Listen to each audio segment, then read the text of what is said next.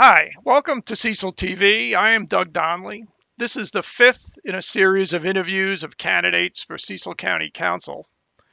The candidates are on the Republican primary election ballot, for which in-person voting will take place July 19th, and early voting begins tomorrow, July 7th.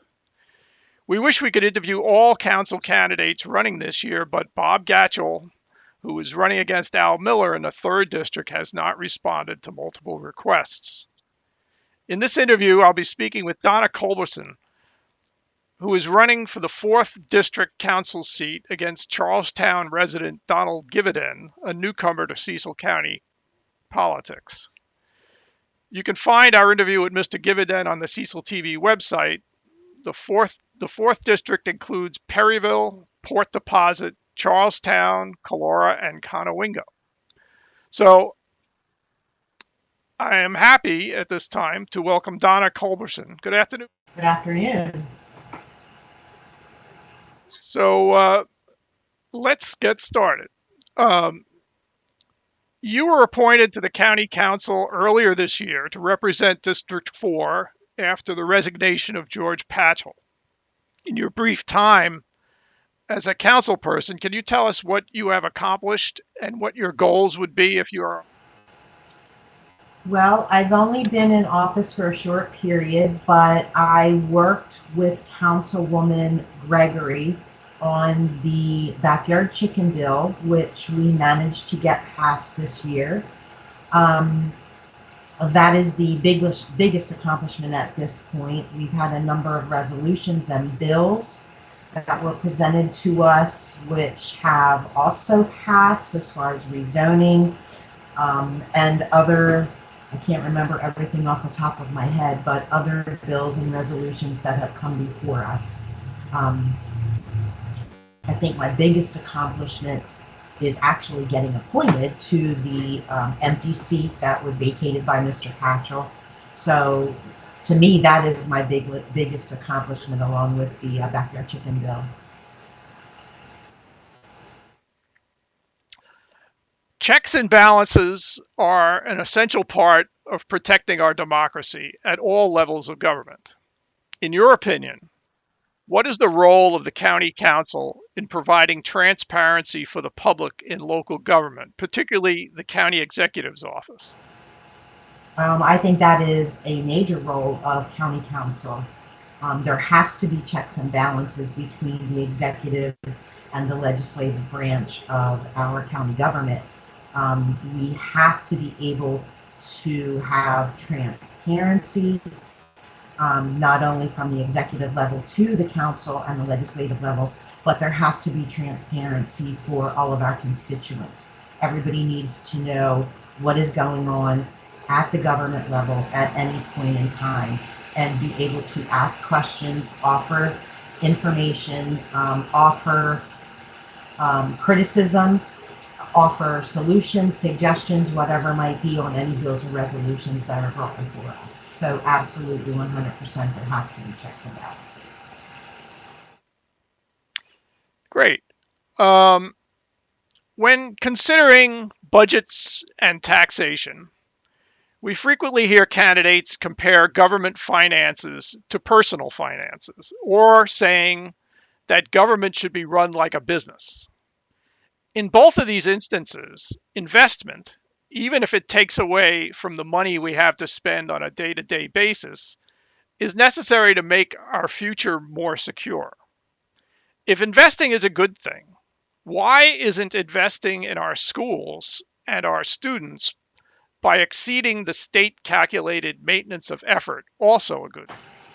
Well, investing in our students and our teachers is always a good thing. However, we do have to run the county government, we do have to have a balanced budget, and we do have to live within the county means.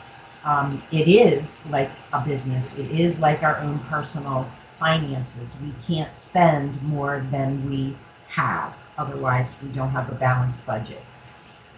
I know that the maintenance of effort issue has been batted around ever since the budget was presented and the county executive and the superintendent discussed the initial budget proposal and discussed what was going to be provided to the school system. Um, I think we need to take a closer look at the school budget, make accommodations where we can, and look at where the expenditures are going before we make any modifications to the maintenance of effort. Address there. Because in principle, if since everybody says our kids are our future, right? And so even if there's a little, if taxes were to increase slightly, I mean that's an investment in the future. So I mean, do you see my logic? Well, I understand that increasing taxes could potentially give the school more money, but the goal is not to continually raise taxes every time somebody comes in with a budget that exceeds what the expectations are or what past budget history shows. Yes, we are in inflation. We are seeing a lot of price increases. That's understandable at this point in time, but we also need to try to live within the budget that we have. Um, a lot of times people present budgets that have a lot of wants in them, and I think we need to focus on the needs that are there and focus our budget on what the needs are and not necessarily what all the wants are. Fair enough. Um, the Hornberger administration eliminated the pay parity clause, which aligns salary increases for the sheriff's department and detention center employees with that of other county employee salary increases. It also helps keep law enforcement salaries, or else it would help keep law enforcement salaries in Cecil County competitive with those of other nearby counties. Would you support reinstituting the pay parity clause? It is the Blue Ribbon Commission that is going to evaluate the not only surrounding districts, but districts that have similar situations as Cecil County, as far as population, crime rates, those types of things. So I kind of want to see comparisons of apples to apples. I know that we're losing police to the surrounding districts, but the surrounding districts don't necessarily have the same structure as Cecil County does. So I'm very interested to see what that commission comes up with, and I fully support anything that they come up with. Do I think it's going to show that there is a disparity? I honestly do. So that way we're able to go back to administration and propose changes to what our police force is currently receiving. But without that data, it's going to be difficult to get any changes through the executive level.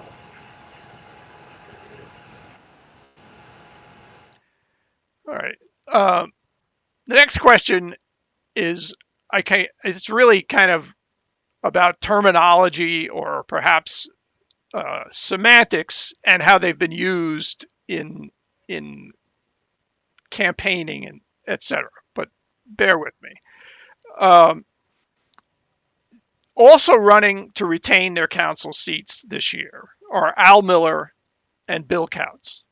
Both have been accused by their opponents of raising taxes when in fact they approved budgets as presented by the former and present county executives that, even with slightly reduced tax rates, resulted in increased property tax revenues for the county.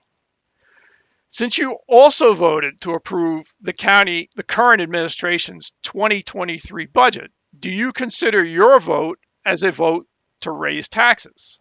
Do not. Taxes were decreased. Property taxes were decreased.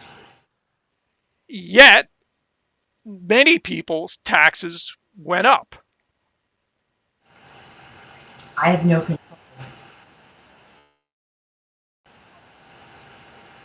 That has to do with the real estate market, so I don't know how I could control that. Right. So when your opponent, when Mr. Miller or Mr. Couts are accused by certain people of lying when they say they've raised taxes, that's in effect not true because all they have done for the last 4 years is approved county executive budgets, which did not change the rate. People's properties appreciated, and therefore county revenues, they 2 years ago the county uh, uh, increased its property tax revenue by $1.7 million. This year, the 2023 budget will get $1.6 million. That is an increase in revenue. The rate could have been dropped further and nobody's property tax would have gone up. So that's, maybe there's not a way to respond to my question, but that is that.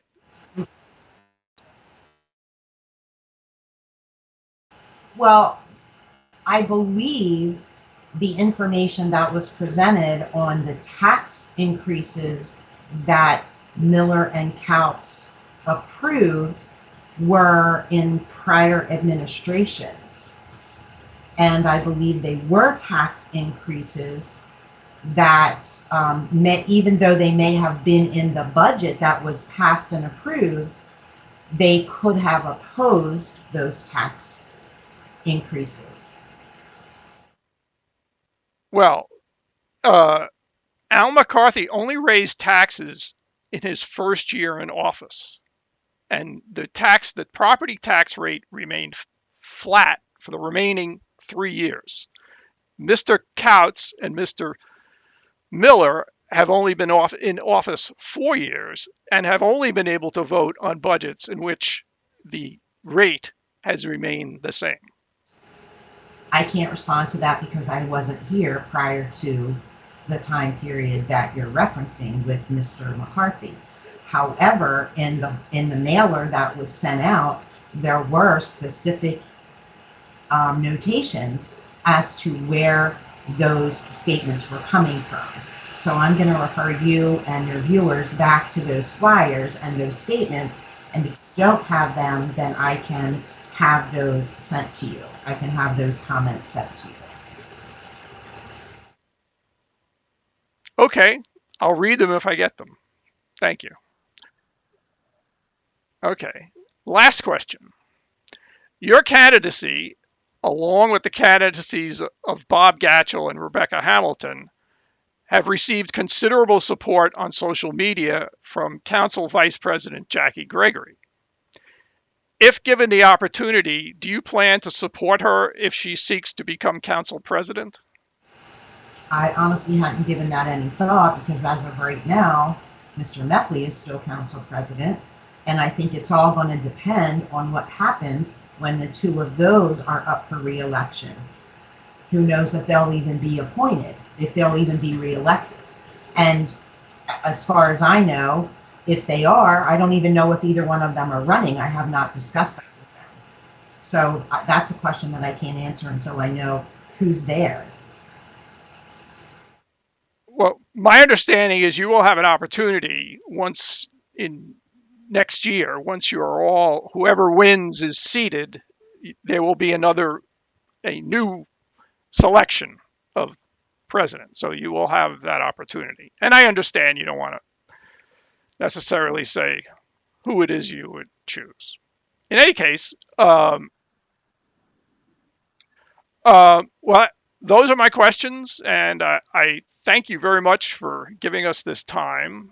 And we Thank you.